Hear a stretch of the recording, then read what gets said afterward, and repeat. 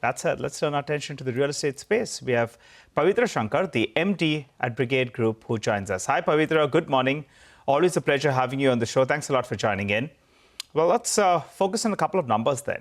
I think for the year, in terms of pre-sales growth, you're targeting around 15 to 20% for FY26. What makes you so confident? Because the first half of the year, I think it's low single digits, 3% or thereabouts. So are you confident you get to that mark of 15-20%? And also give us a sense about what is the contribution coming in from, of sales coming in from new launches? Hi. So what is happening this year is, I would say, fairly similar to the last few years, where our contribution from new launches is quite heavy in terms of the overall target and therefore achievement as well.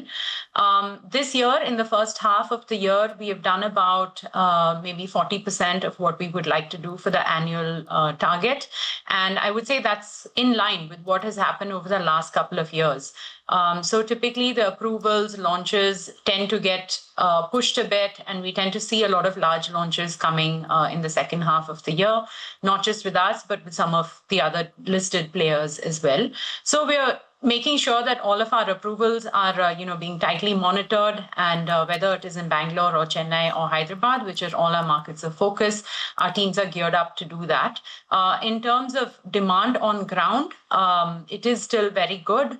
Our portfolio is skewing more in terms of premium inventory, which is where the market has been showing a lot of demand of late. And our new launches are reflecting that, as well as some contribution from mid-segment as well.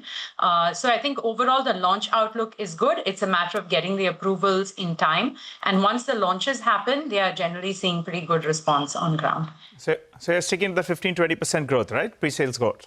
We would like to do that. As I said, again, it's dependent on the launches happening in time and getting RERA in time so that we can actually take the bookings into this financial year, since we are looking at it on an annual fiscal year basis. But on ground per se, if it slips into this quarter or that, nothing is impacting the demand situation. But naturally, on the numbers basis, we need to make sure that it enters into this financial year. And out of the sales that you've done, how much is coming from new launches as a percentage? Around 40% has come from new launches based on the launches that we've had in the first half of the year. Some of it was also very high-end inventory. So based on that, we've had about 40% of our numbers come from new launches. All right. Pavitra, the other point, we get back to your financials and the way you see your business shape up. But what came over the weekend was the new labor law codes, right? And that could have some impact in terms of cost. For you as a company, how do you see it impacted, in terms of employee cost? How much does it go up by? Point number one. And as a percentage of the total development cost, what would it be? I think most industry experts were suggesting low single digits increase. Your take? So we're yet to go through in full detail in terms of what actually comes through and study that. For us, the labor cost or the labor code changes impact not just on the corporate side, but also on construction labor. So we're still going through that and understanding what the full implication would be. But overall, I think the reaction so far has been a positive one in terms of how things will get simplified as well. So we're looking forward to it. Pavitra, hi. Good morning. A slightly broader question, and it's great that we have you today, because in the morning I was going through a note that one of the brokers wrote, Nuvama. We're talking about over pan-India position. I think this is a question that's being increasingly asked.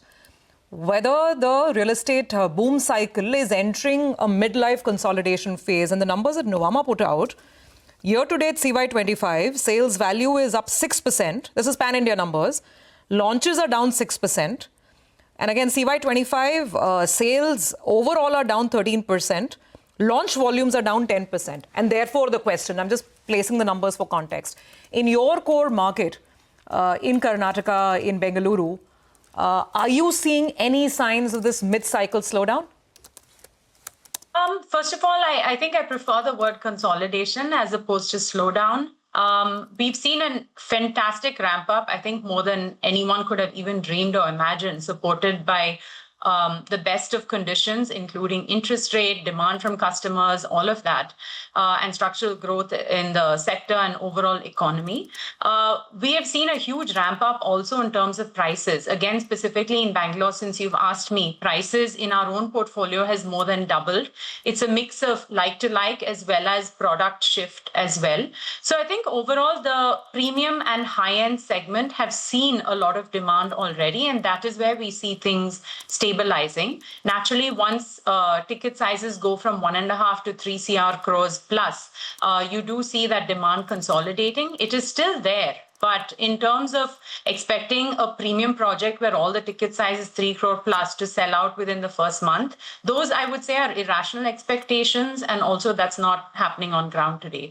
So we are seeing that kind of stabilization happen in the premium segment, but mid-segment is still extremely healthy. Those launches are doing really well. So I think overall it is a matter of developers also readjusting what the product portfolio is going out today in terms of the design brief and so on to our teams, and understanding the kind of demand on ground. Yeah. So it's still very good. Pricing has doubled. I mean, we hear that every day. So that is a challenge for us to expect the same kind of absorption with those pricing levels. But overall, I'd say the market is still doing very well. We're very confident of launches, especially in the mid segment and the slightly, mid, what I would call the premium sector. But expecting things to sell out in the first month is difficult to continue. Maybe we're past that, that stage of the cycle.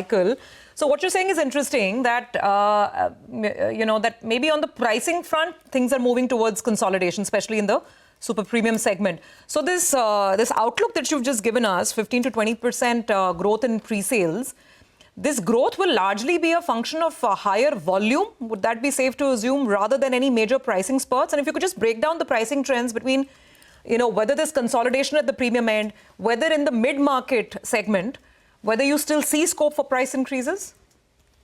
See, I think overall the pricing expectation of what happens at launch through the life cycle of the project is pretty much stabilized. Whether you are looking at mid-segment or premium, it's not in a price discovery phase for a developer, which is what it was in the last couple of years. More so like 2 years ago, when we would launch a project and then not realize that the demand was there and people were willing to pay that much more.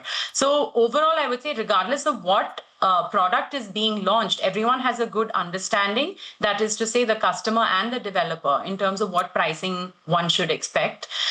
So I don't see a double-digit kind of increase going forward in terms of pricing. Therefore, for all of us, I would say the numbers would come from overall volume of launches and total inventory that we're able to launch and sell, rather than huge price jumps. Okay. Quick final question, Pavitra, in terms of just the kind of money that you'll put to work into the second half of this year and going into next year, because you have a lot of launches on the office side planned as well. So just leave us with some ballpark numbers in terms of, the investments, whether it is land acquisition or some of the office side build-outs that you'll be undertaking. Yeah, so, on an annual basis, we've been spending upwards of 1,500 crores on land acquisition. It's a combination of across all our sectors, so residential, office, hotel as well, but predominantly residential and office. And it's a mix of joint development as well as outright purchases. We expect to see that number continue to increase, because despite the consolidation, we are still very bullish on the market and still intend to be aggressive in terms of acquiring land in our markets of focus. In terms of the office and in terms of our office capex, we have about 1,700 crores of capex overall in terms of what is under construction, in which we have already spent about 700 crores or so another 1,200 crores to go in terms of our office portfolio, where we are under construction. Some of that will be for sale, but a lot of it will be for leasing. Pavitra, so good to speak with you. Thank you very much for joining us and running us through the latest as far as Brigade and the environment you're operating in. Thank you. Well, I think the